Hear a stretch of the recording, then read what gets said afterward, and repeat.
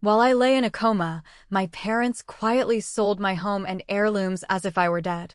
But they never found the hidden vault behind my kitchen, and its secrets will destroy them. My name is Stella. I am 28 years old, and I make my living breaking into secure systems for a living. I work as a senior cybersecurity consultant. People hire me to find the weak spots in their armor before the real bad guys do. It is a job that requires you to be inherently suspicious of everything and everyone. Most people think I chose this career because I like computers. The truth is, I chose it because I needed to learn how to build firewalls. Not just digital ones, but physical and emotional ones too. And the people I needed those firewalls to protect me from were my own parents. You see, trust is a funny thing. Most kids grow up believing their parents are their ultimate safety net. If you fall, they catch you. If you go broke, they feed you. My parents, Caroline and Gregory, operated on a different philosophy. To them, children were not people to be nurtured, they were assets to be leveraged. I found this out the hard way when I turned 18. I was a straight-A student, applying for college loans, ready to get the hell out of their house. I sat in a financial aid office, a proud, naive kid, waiting for the advisor to hand me the paperwork that would be my ticket to freedom. Instead, he looked at me with a mix of pity and confusion. He told me I was denied. My credit score was abysmal. I was tens of thousands of dollars in debt. I remember the room spinning. I did not own a credit card. I barely made enough at my part-time diner job to pay for gas. But someone did have credit cards in my name. 5 of them, to be exact. Maxed out. Sent to collections. It did not take a genius to figure it out. My parents had used my social security number to fund their lifestyle. Vacations I never went on. Dinners I never ate. Designer clothes my mother wore while complaining about how much I cost them. When I confronted them, there was no apology. My mother rolled her eyes and said I owed them for raising me. My father told me to grow up and stop being dramatic. That was the day the girl I used to be died. The girl who trusted people, who believed in the inherent goodness of family, was gone. I packed my bags that night and never looked back. I spent the next 7 years working 3 jobs, living on cheap ramen, fighting collection agencies, and slowly, agonizingly, rebuilding my identity from the ashes they left behind. I paid off debts that were not mine just to get my name clear. And as I clawed my way out of the financial grave they dug for me, I made a promise to myself. No one would ever have access to my life, my money, or my security ever again. I became obsessed with control.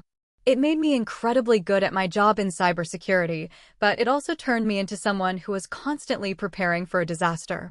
A disaster I knew, deep down in my bones, would eventually come. By the time I was 25, I had made it. I had a lucrative career, 0 debt, and a bank account that made me feel like I could finally breathe. I decided it was time to put roots down, but I was not going to rent. I bought a house outright.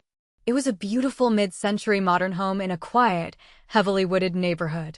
To anyone else, it looked like a standard, tasteful home. But to me, it was a fortress. And I spent a significant amount of money making sure it stayed that way. The house had a massive kitchen with a large walk-in pantry. It was perfect for my needs. A client of mine, a high-end contractor who owed me a massive favor for saving his company from a devastating ransomware attack, helped me realize my vision. He brought in a crew from out of state, guys who did not ask questions, and they went to work. We built a false wall at the back of the pantry. It was seamless. You could knock on it, lean against it, inspect it with a magnifying glass, and you would never know it was not part of the original foundation. But behind that wall was a hidden vault. It was a reinforced steel room, climate-controlled, and powered by an independent, off-the-grid solar and battery system.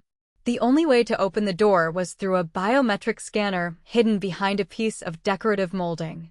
Inside that vault, the air always smelled faintly of cold metal and ozone. It housed my independent server racks, a fireproof safe bolted directly into the concrete foundation, and emergency cash reserves. But the most important things in that vault were not the servers. It was the paperwork.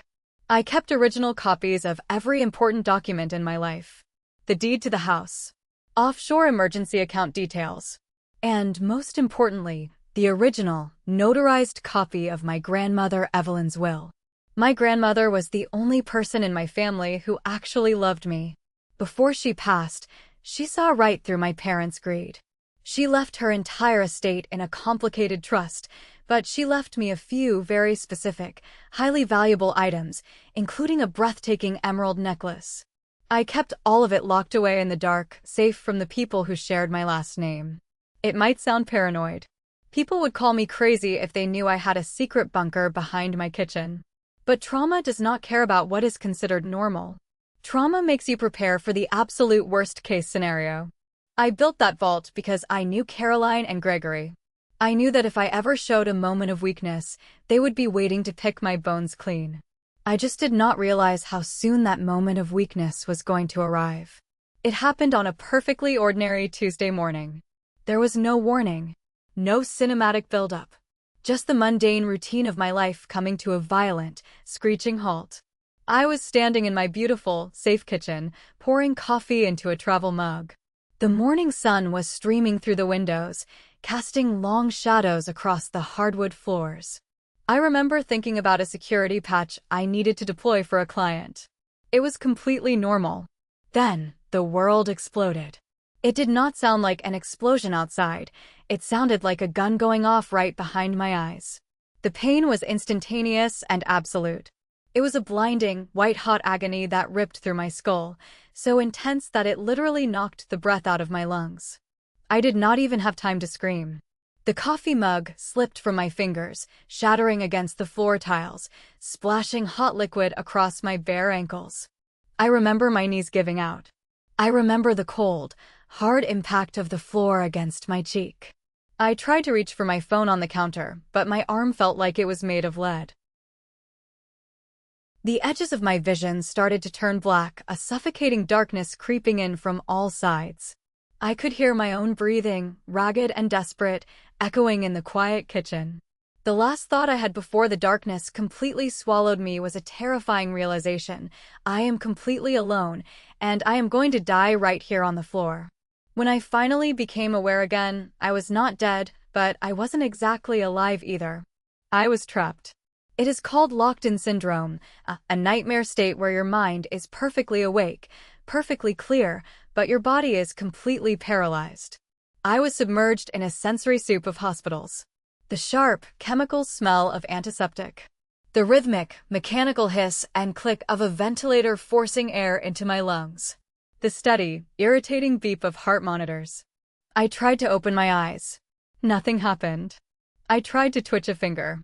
Nothing. I was a prisoner inside my own flesh. Panic, raw and suffocating, clawed at my throat, but I couldn't even make a sound. Then I heard the voices. Well, what are the chances she actually wakes up? The voice was brisk, irritated, and heartbreakingly familiar. It was my father, Gregory. Mr. and Mrs. Smith, it is too early to tell. The ruptured aneurysm caused significant trauma, a tired-sounding doctor replied. Right now, the machines are keeping her stable. But she is essentially a vegetable at this point, correct? That was my mother, Caroline. There was no tremble in her voice. No tears. She sounded like she was asking a mechanic about a totaled car. I wouldn't use that term, the doctor said, his tone sharpening. She needs time. We need to be realistic, Gregory interrupted. She has a massive house, expenses. If she is going to be hooked up to these machines indefinitely, we need to make arrangements. We need to liquidate. She wouldn't want to be a burden. I screamed inside my own head. I screamed until I felt like my mind would shatter. A burden? I hadn't spoken to them in a decade. I didn't owe them a dime. But as I lay there, trapped in the dark, feeling the cold plastic tube down my throat, I realized the horrifying truth. I had built a fortress to keep them out, but my own body had betrayed me, handing them the keys right through the front door. Time in a coma does not flow, it drips. Every second is a heavy, agonizing eternity when you can hear the world moving around you, but you cannot participate in it. I listened to nurses gossip. I listened to doctors discuss my brain scans. And, most sickeningly, I listened to my parents play their parts. When medical staff were in the room, Caroline and Gregory were the picture of heartbroken, devoted parents. I could hear Caroline sobbing, asking God why this happened to her baby. But the moment the door clicked shut and they were alone, the tears vanished instantly. Their conversations shifted to property values, power of attorney, and how quickly they could access my bank accounts. It took almost 3 weeks for the swelling in my brain to go down enough for me to regain control. It started with a twitch in my index finger. Then, the ability to flutter my eyelids. The day they pulled the ventilator tube out of my throat was the most physically agonizing experience of my life. I gagged, choking on air, my throat burning like I had swallowed broken glass. When my vision finally cleared, the first thing I saw was Caroline's face hovering over me. She had her makeup perfectly done, a look of profound, theatrical relief plastered across her features. "Oh, Stella, my sweet girl," she cooed, gently stroking my hair. My skin crawled at her touch. "You're back. We have been so worried. We have been right here the whole time." I tried to speak, but my voice was just a raspy, broken croak. "Water," I managed to whisper. Gregory handed her a cup with a straw, and she held it to my lips. Once I had taken a few sips, I looked at them. I knew I had to play this perfectly. If they knew I had heard everything while I was under, they would cover their tracks. I had to be the weak, confused daughter they expected. "My house," I whispered, making my eyes wide and frightened. "Work. Bills." Caroline sighed, a heavy, dramatic sound, and patted my hand. "Oh, honey, don't you worry your pretty head about any of that. We had to step in. The doctors said you might never wake up. We had to make some very difficult executive decisions to make sure your medical care was covered." Decisions. I croaked, keeping my face perfectly blank. "We sold the house, Stella," Gregory said, stepping into my line of sight. He didn't look me in the eye. "It was too much maintenance anyway. We got a fast cash offer from an investor. It is done. The money is keeping you alive right now. You can thank us later." They sold my house. My fortress. My sanctuary. The rage that spiked in my chest was so violent it made the heart monitor next to my bed beep rapidly. A nurse poked her head in, looking concerned. I forced myself to take a slow, deep breath, closing my eyes to hide the absolute murder in them. "Okay," I whispered weakly. "Thank you." They thought I was broken. They had no idea I was just reloading. The first rule of cybersecurity is that if a system is compromised, you do not immediately alert the intruder. You observe, you gather data, and you establish a secure back channel. Lying in that hospital bed, my body was a compromised system.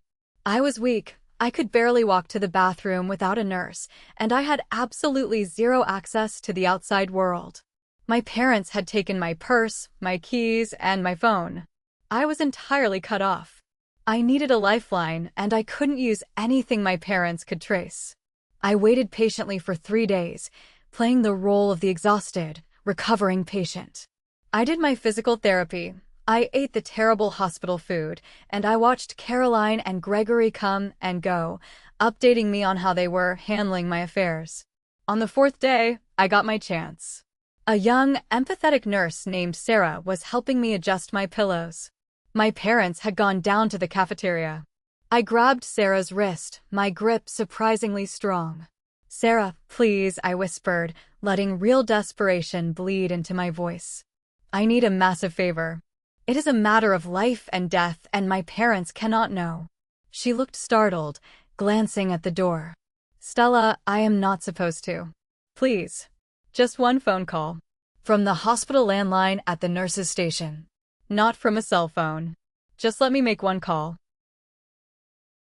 I must have looked genuinely terrified because she finally nodded and wheeled me out to the desk.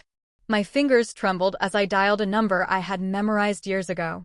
It was the direct, unlisted desk line of Felix, a senior analyst at my firm and one of the only people I trusted. "Yeah, talk to me."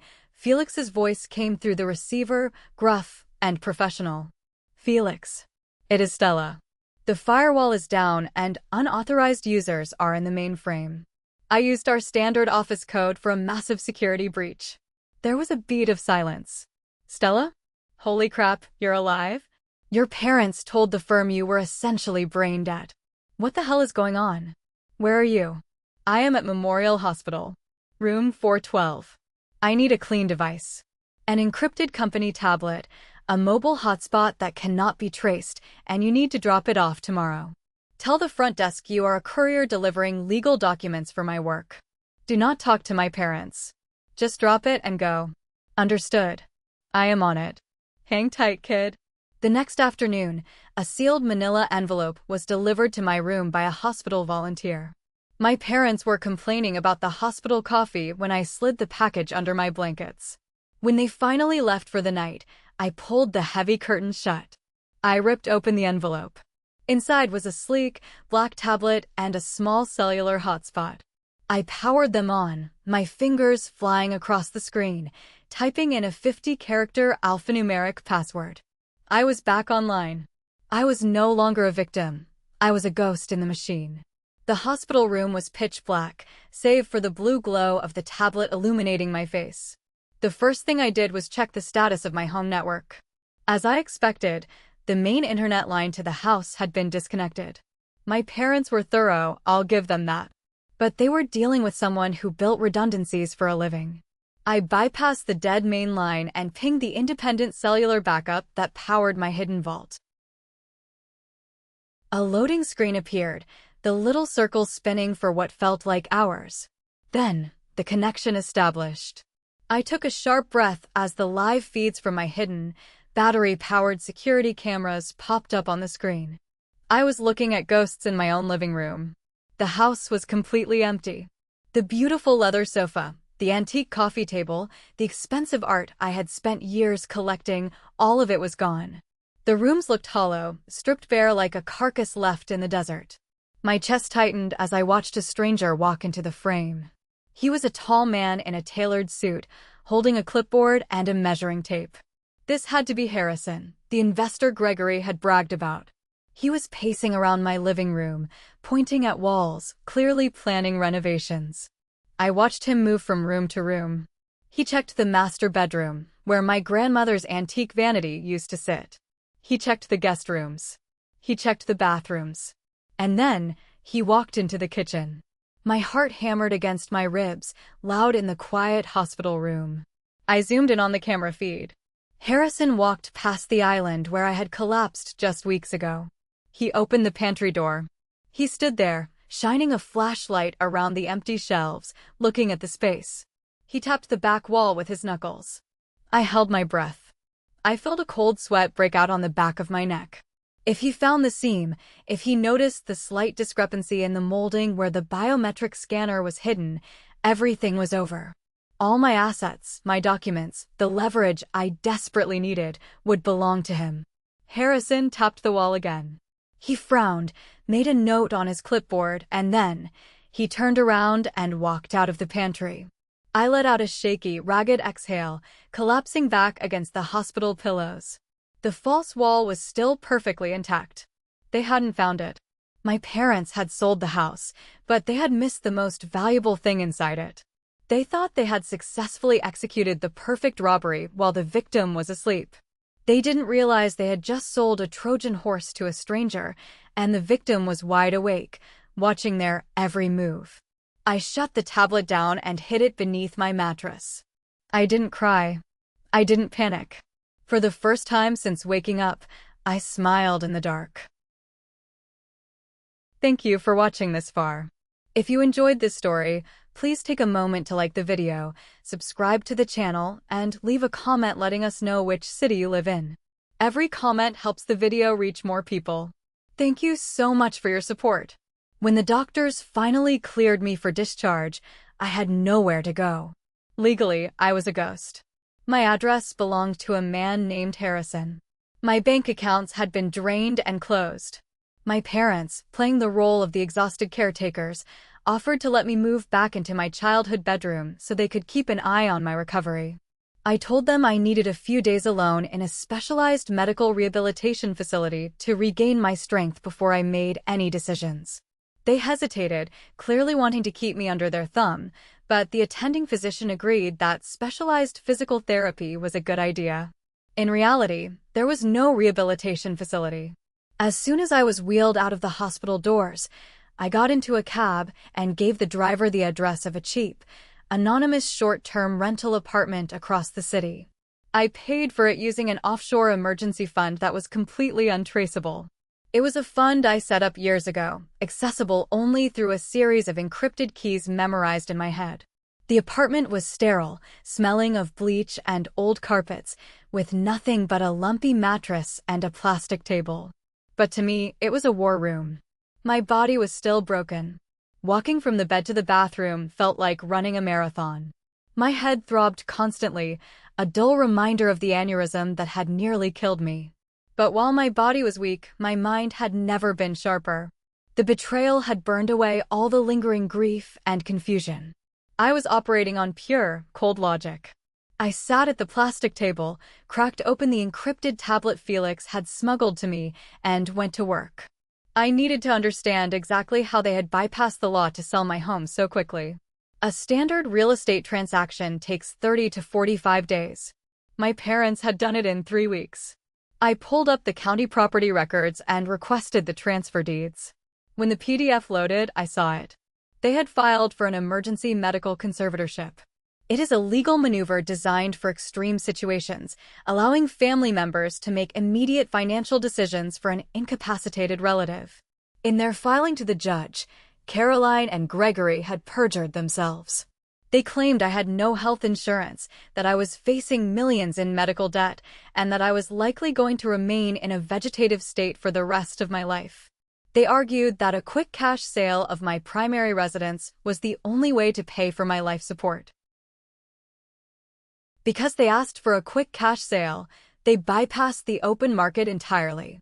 They found an investor, Harrison, who was willing to buy the house as is, no inspections, paying entirely in cash and closing the escrow in just 7 days.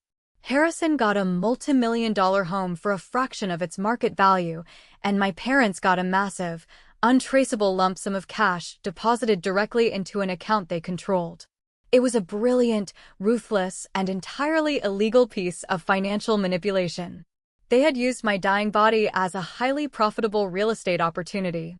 The deeper I dug into the digital footprint my parents had left behind during my coma, the sicker I felt.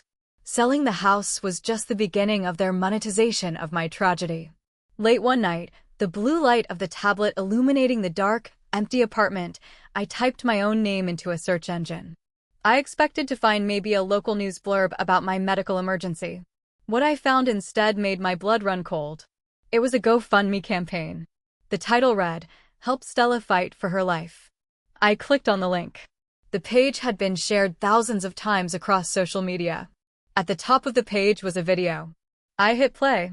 The video opened with a shot of my empty living room, the one they had just sold. Then, Caroline appeared on screen. She looked haggard, her hair deliberately messy, no makeup, wearing a dark, oversized sweater. She looked directly into the camera, her eyes brimming with perfectly timed tears. "Hello everyone," she said, her voice cracking with practiced emotion. "I am Caroline, Stella's mother. I never thought I would have to make a video like this. 3 weeks ago, our beautiful, brilliant daughter suffered a massive brain aneurysm. She is currently on life support in the intensive care unit. The doctors say her chances are slim, but we are not giving up hope. However, the medical bills are staggering. Stella's insurance is refusing to cover the specialized treatments she needs to survive. We have had to sell her house just to keep the machines running, but it is not enough. Please, if you can spare anything, help us save our daughter." I stared at the screen, my jaw clenched so tight my teeth ached. It was a masterpiece of manipulation. Every single word was a lie. I had premium, top-tier medical insurance through my cybersecurity firm.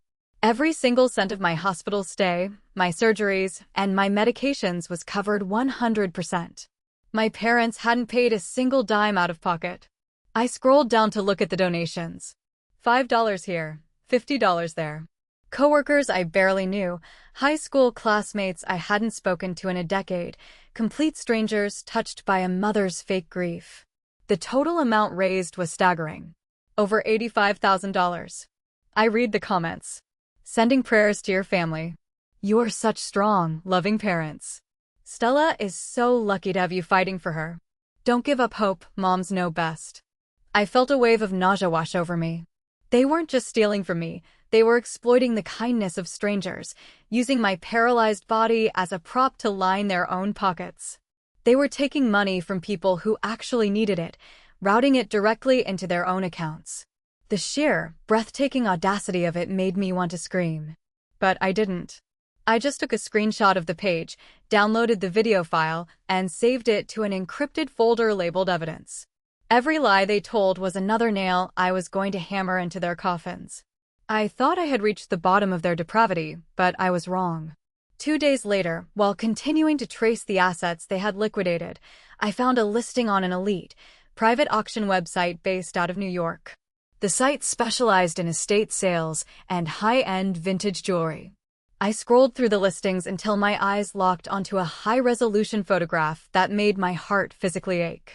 It was grandmother Evelyn's emerald necklace. It was a stunning piece, featuring a massive, flawless Colombian emerald surrounded by a halo of antique-cut diamonds set in platinum. It was not just jewelry, it was a piece of family history, and it was the only thing Evelyn had explicitly willed to me. She had given it to me privately before she died, telling me to keep it hidden, knowing my parents would try to pawn it the first chance they got. I had placed it in the fireproof safe inside my hidden vault. But my parents hadn't found the vault. I knew that for a fact. So how did they get the necklace? Then I remembered. In my frantic haste to leave my childhood home at 18, I had left behind a small jewelry box in the attic. It contained mostly cheap, teenage trinkets. But there was also a high-quality, incredibly convincing cubic zirconia replica of the emerald necklace that Evelyn had bought for me to wear to a high school dance, so I wouldn't risk losing the real one. My parents had found the fake necklace in the attic. They assumed it was the real one. And they had immediately put it up for auction, attaching Evelyn's old appraisal documents to legitimize it. The current bid was sitting at $40,000. They were committing massive fraud against an auction house and an unsuspecting buyer, all while thinking they were liquidating my inheritance. That was the moment the last shred of my humanity toward them evaporated. I was no longer dealing with terrible parents. I was dealing with brazen criminals. I opened a secure communication channel on my tablet and reached out to a contact in the dark web financial sector. I hired a forensic accountant, paying a massive retainer in cryptocurrency. I didn't give them my name. I just gave them my parents' routing numbers, the GoFundMe link, and the public property records. Trace every single penny, I typed into the encrypted chat. I want to know where the house money went, where the donation money went, and where the auction money is scheduled to be deposited. I want a paper trail so solid a blind judge could read it. The reply came back 3 minutes later. Consider it done. I closed the tablet, leaned back in my plastic chair, and looked out the window of the cheap apartment. The physical pain in my body was nothing compared to the cold, absolute focus in my mind. The vultures thought they had picked the carcass clean. They had no idea the carcass was about to drag them to hell. Emotion is the enemy of strategy. If I had simply called the police or confronted my parents, they would have had time to spin a narrative. They would have claimed they were acting in my best interest, that they were just confused, grieving parents trying to manage a crisis. I couldn't give them that chance. I needed to trap them in a corner so tight the only way out was through a prison cell. And the first step was securing the physical evidence left inside my house. I needed Harrison. I set up a temporary, untraceable email address routed through a server in Switzerland. I drafted a highly professional, intimidating email to the corporate address of Harrison's real estate investment firm.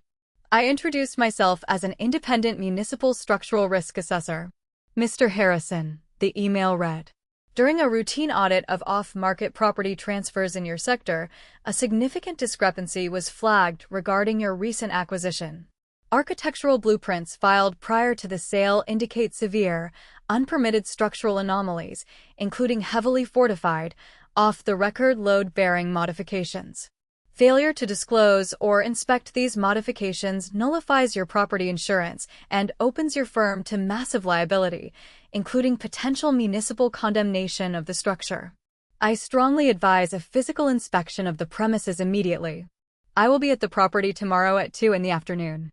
It was a total bluff, wrapped in bureaucratic jargon, designed to trigger the panic of a man who had just spent hundreds of thousands of dollars in cash. The next day, I rented a nondescript sedan and drove to my old neighborhood. My hands gripped the steering wheel tightly as I turned onto my street. The trees looked the same. The manicured lawns looked the same. But as I pulled into my own driveway, I felt like a trespasser. There was a black luxury SUV parked near the garage. Harrison was already there. I stepped out of the car. I was walking with a cane, my legs still weak from the muscle atrophy of the coma, but I kept my posture ramrod straight. Harrison was standing on the front porch, looking at his watch, a scowl on his face. He was a tall man, dressed in an expensive suit, exuding the kind of arrogant impatience typical of wealthy investors. "Are you the risk assessor?" he asked sharply as I approached the steps. "Because I had my own inspectors walk through this place yesterday, and they found absolutely nothing wrong with the structure." "They wouldn't," I said smoothly, stopping at the bottom of the stairs. "Because they didn't know what they were looking for. And neither did the people who sold you this house." He narrowed his eyes, looking at my cane, my pale face, and my lack of a clipboard or uniform. "Who exactly are you?" "My name is Stella," I said, my voice steady and cold. "I am the actual owner of this house. And the people who sold it to you committed perjury, wire fraud, and grand larceny to do it. Shall we go inside?" Harrison stared at me for a long, heavy moment. Disbelief warred with anger on his face. "This is a joke. I bought this property legally from the conservators of the estate. The owner is on life support." I corrected him. "Now I am standing in your driveway, telling you that you bought a stolen house. If you want to protect your investment, I suggest you let me show you the kitchen." He hesitated, his business instincts battling his ego. Finally, he unlocked the front door and pushed it open. Walking into my own home, completely stripped of my belongings, was a surreal, hollow experience. My footsteps echoed loudly against the bare hardwood. I walked straight past the empty living room and into the large kitchen. Harrison followed closely behind, his jaw tight. I led him into the walk-in pantry. It was completely empty, just bare wooden shelves. "There are no structural anomalies here," Harrison snapped, his patience wearing thin. "I am calling the police to have you removed for trespassing." "Watch," I said. I leaned heavily on my cane with my left hand. With my right hand, I reached up to the decorative wooden molding running along the ceiling of the pantry. I ran my fingers along the edge until I felt the tiny, almost imperceptible groove. I pressed my thumb against it. A faint beep echoed in the small space, followed by the heavy, mechanical clack of magnetic locks disengaging. Harrison physically stumbled backward in shock as the entire back wall of the pantry, shelves and all, hissed and swung outward on heavy-duty steel hinges. The cool, ozone-scented air of the vault spilled out into the kitchen. I stepped inside, turning on the overhead LED lights. The vault illuminated, revealing the sleek black towers of my independent server racks, the thick concrete walls, and the massive, fireproof floor safe bolted into the ground. Harrison stood in the doorway, his mouth slightly open, staring at a room that was not on any blueprint, any inspection report, or any property tax assessment. "What the hell is this?" he whispered, all his arrogance entirely gone. "This," I said, walking over to the server racks, "is why my parents sold you this house for cash in 7 days. They didn't know this room existed. They sold the property under a medical conservatorship, claiming I was financially insolvent and my estate was empty. But this room, and everything inside it, is entirely off the books." I knelt down, wincing as my stiff joints popped, and spun the dial on the floor safe. I pulled the heavy door open and reached inside. I pulled out thick stacks of $100 bills, my emergency cash reserves. I tossed them onto the top of the safe. Then, I pulled out a series of thick manila envelopes. "The sale of this house was predicated on a lie told to a judge," I explained, standing back up and facing Harrison. "My medical bills were completely covered by insurance. My parents lied about my debt to get the conservatorship, and they bypassed the legal wait times to liquidate my assets before I could wake up and stop them. That makes the deed you are holding completely fraudulent. You bought stolen goods, Harrison. And the moment I show this vault to a judge, this house gets frozen in litigation for the next 5 years. Harrison looked from the stacks of cash to the server racks, and finally to me. The reality of the situation was settling over him like a suffocating blanket. He was a businessman who dealt in calculated risks. I had just handed him a guaranteed disaster. "You're telling me I am out $500,000, he asked, his voice dangerously low. "I am telling you that the people who took your $500,000 broke federal laws to do it," I corrected him. I pulled a document from one of the manila envelopes. "This is the original, notarized deed to this property in my name. This is the contract with the out-of-state architectural firm that built this vault, also in my name. My parents had no legal authority over these hidden assets. This sale is a house of cards, and I am the wind." I stepped out of the vault and faced him in the empty kitchen. I didn't yell. I didn't threaten him with emotion. I offered him a calculated transaction. "You have 2 choices, Harrison. Choice number 1, you fight me. You hire lawyers, you tie up your firm's capital, and you spend the next half-decade in civil court trying to prove you didn't knowingly buy a fraudulently acquired property. I will make it the most expensive, agonizing legal battle of your life, and in the end, the state will return the house to me anyway." He glared at me, but he didn't argue. He knew I was right. "And choice number 2? Choice number 2, you become my star witness. You cooperate fully with my legal team. You provide every email, every text message, and every bank transfer record between your firm and my parents. You testify that they rushed the sale, that they demanded a cash transaction, and that they deliberately hid the nature of my medical condition from you. You help me prove they acted with malicious intent. And what do I get out of that?" he asked, crossing his arms. "You get your money back," I said simply. "When the judge nullifies the sale, the court will order my parents to return your funds. If they have already spent it, their assets will be liquidated to pay you back. You walk away clean. No liability. No 5-year legal nightmare. Just a bad investment that you helped the authorities correct." Harrison was quiet for a long time. He looked at the hidden vault, at the sheer paranoia and preparation it represented, and he realized exactly what kind of person he was dealing with. I wasn't a victim. I was a predator who had just woken up. "Fine," he said quietly, exhaling a long breath. "I will have my legal team contact yours by the end of the day. Send me the information." "Good," I said. I stepped back into the vault, grabbed the envelopes containing Grandmother Evelyn's will and my contingency plans, and placed them in my bag. I shut the heavy steel door, listening to the magnetic locks snap back into place, seamlessly hiding the room behind the pantry wall once more. The trap was set. The ammunition was loaded. It was time to pull the trigger. With Harrison's cooperation and the forensic accountant's devastatingly thorough report in hand, my lawyer did not just file a lawsuit, he dropped a legal nuclear bomb. We filed civil suits for fraudulent misrepresentation, illegal liquidation of inherited assets, and financial exploitation of a medically incapacitated adult. Simultaneously, we forwarded the evidence to the district attorney's office, recommending criminal charges for wire fraud and elder abuse. It took exactly 48 hours for the court summons to be served. I was sitting in my cheap rental apartment, drinking a cup of tea, when my burner phone buzzed. It was an unknown number, but I knew exactly who it was. I hit accept and put the phone on speaker, placing it carefully on the plastic table. "Stella." Caroline's voice came through the speaker. It was not the sweet, concerned motherly tone she used in the hospital. It was a high-pitched, frantic tremble, laced with absolute panic. "Stella, what is going on? There is a man here who just handed your father a stack of legal papers. Are you suing us? What is wrong with you?" "Hello, Mother," I said, my voice perfectly level.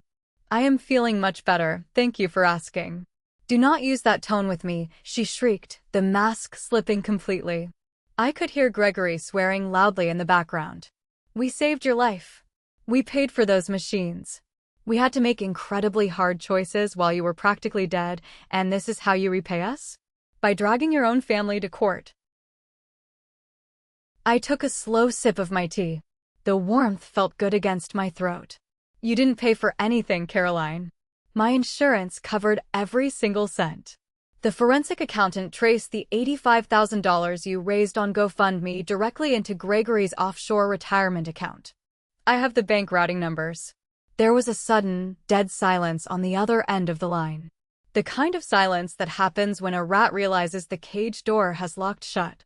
You hired an accountant, she stammered, her voice dropping to a terrified whisper. I also spoke to Harrison, I continued, relentless. He is fully cooperating with my legal team. He is testifying that you demanded a 7-day cash closing and lied about my financial status to push the sale through. Oh, and the auction house in New York? The one where you tried to sell Grandmother Evelyn's emerald necklace? They were very interested to know you were trying to pawn off a cubic zirconia replica while the real one was sitting safely in my possession. Stella, please. Gregory's voice suddenly came on the line, breathless and desperate. He had snatched the phone from my mother. Let's just talk about this. We can explain. We were just trying to protect your assets from the hospital taking them. We can give the money back. Let's handle this as a family outside of court. We are handling it exactly where it belongs, Gregory, I said coldly. You told the world you were making difficult choices. Let's see if a judge agrees. Do not contact me again unless it is through my attorney. I ended the call and removed the battery from the burner phone. They thought I was a corpse they could rob in the dark. They never imagined the corpse would wake up, lock the doors, and set the house on fire. Courtrooms are rarely like the ones you see in movies. There are no dramatic confessions, no surprise witnesses bursting through the doors at the last minute. Real justice is surgical, bureaucratic, and extremely boring to anyone not directly involved. It is a slow death by 1,000 pieces of paper. And that was exactly what I wanted. On the day of the hearing, I wore a sharp, tailored suit. I walked into the courtroom without my cane, my head held high. Caroline and Gregory sat at the defense table, looking like they had aged 10 years. Caroline tried to catch my eye, her face crumpling into a mask of pathetic sorrow, trying to squeeze out a few tears. I looked right through her. Without the soft lighting of her GoFundMe video and the sympathetic comments of strangers, her tears just looked desperate and cheap. The judge, an older, stern-faced woman who had zero patience for nonsense, reviewed the mountain of evidence my lawyer presented. It was a bloodbath. Bank records do not lie. Transfer timestamps do not forget. Insurance confirmation letters do not care about a mother's fake crying. My lawyer laid out the timeline meticulously. He showed the court the date my insurance approved full coverage, followed immediately by the date my parents initiated the fraudulent GoFundMe campaign. He presented Harrison's sworn affidavit confirming the rushed, off-market cash sale of my home. He showed the routing numbers proving my parents had funneled the proceeds directly into their personal wealth portfolios. When it was my parents' turn to speak, their lawyer tried to argue that they were overwhelmed, grieving, and acting in a state of diminished capacity due to the stress of my medical condition. The judge literally stopped him mid-sentence. Counselor, the judge said, her voice dripping with disdain, your clients did not mistakenly deposit $500,000 into an offshore retirement account out of grief. They orchestrated a highly sophisticated, multi-layered financial fraud while their daughter was on life support. This is not confusion. This is calculated exploitation. The ruling was swift and absolutely devastating. The judge ordered the immediate nullification of the house sale, returning the deed entirely to my name, and ordering my parents to reimburse Harrison's firm in full, plus interest and legal fees. She ordered full restitution of all GoFundMe donations back to the original donors, along with severe civil penalties for wire fraud. Finally, she looked directly at Caroline and Gregory, her expression grim.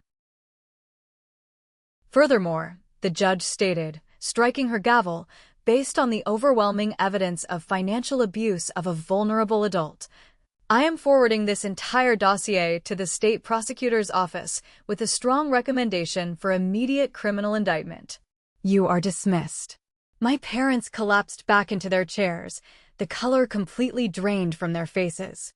They were legally ruined, financially destroyed, and facing imminent prison time. But as we stood up to leave, my lawyer placed one final document on the defense table. It was the killing blow. Before we left the courtroom, my lawyer addressed my parents' attorney. "There is one final matter regarding the estate of Margaret Evelyn, Stella's grandmother. Please review the contingency clause attached." Gregory picked up the document with shaking hands. It was the paper I had pulled from the sealed envelope inside my hidden vault. Years ago, when Grandmother Evelyn was writing her will, she knew exactly what my parents were capable of. She had asked me what would happen if I were ever incapacitated, knowing they would try to swoop in and steal whatever they could. Together with her estate lawyer, we had drafted a very specific, legally ironclad addendum. It was a poison pill clause. It stated that if any family member or appointed guardian attempted to unlawfully liquidate, pawn, or alter the ownership of my inherited assets while I was medically incapacitated, that individual would immediately and irrevocably forfeit their own entire share of Evelyn's massive, multi-million-dollar estate trust. Gregory read the clause. He read it again. The paper slipped from his fingers and fluttered to the floor. Caroline looked at him, her eyes wide with terror, silently asking what it meant. It meant that by trying to illegally auction off a fake replica of the emerald necklace, they had triggered the poison pill. They had lost everything. Not just the money they stole from me, not just their own savings that would now go to pay their legal penalties, but the massive inheritance they had been waiting decades to receive. Every single penny of Grandmother Evelyn's estate defaulted entirely to me. In their blinding greed to take the few things I had, they had burned down their own castle. I didn't say a word to them. I didn't need to. I turned my back and walked out of the courtroom, leaving them sitting in the ruins of their own making. A month later, I moved back into my house. The furniture was gone, and the walls were bare, but the air felt cleaner. I walked into the kitchen, the morning sunlight pouring across the hardwood floors, exactly as it had on the day I collapsed. I walked into the pantry, pressed my thumb against the hidden molding, and listened to the heavy steel door of the vault hiss open. I stepped inside, placed the original copy of the court ruling next to the emerald necklace in the safe, and locked it. I was finally truly safe. They lost their reputation, their stolen money, and their entire inheritance, all because they couldn't wait for my monitor to flatline. Some relatives are calling me heartless for pressing criminal charges against my own parents and leaving them destitute. So, I have to ask, am I wrong for letting the law completely destroy them, or should I have just taken my house back and walked away? Thank you for listening to my story.